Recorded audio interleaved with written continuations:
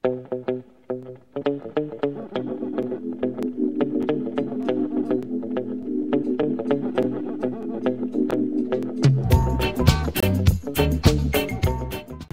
sa nám, ako sa voláš a ako ti hovoria prezývka.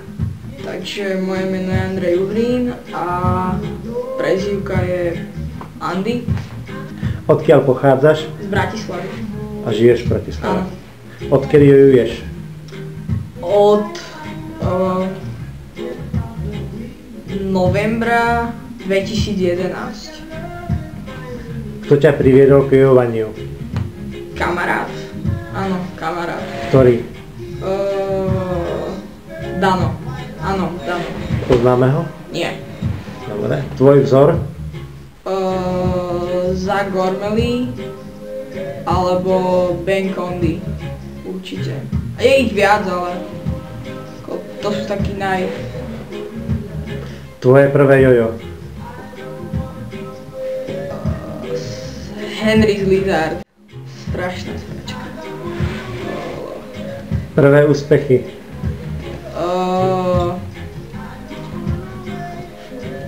Na novoročnom jojo konteste, tom prvom, som bol tretí v začiatočníkoch. Teraz otázka, najväčšie úspechy? Tak teda tom 4-ačku, na slovenských tretí. Ktorý štýl jojovania ti najviac sedí? Asi to 4-ačko, keď sa dá robiť, tak určite to najviac.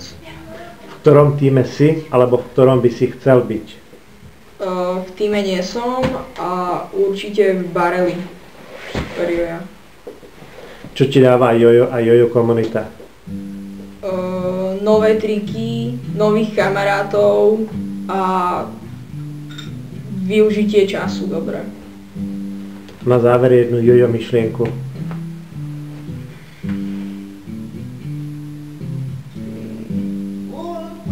Jojujte nad kobercom. Díky za rozhovor.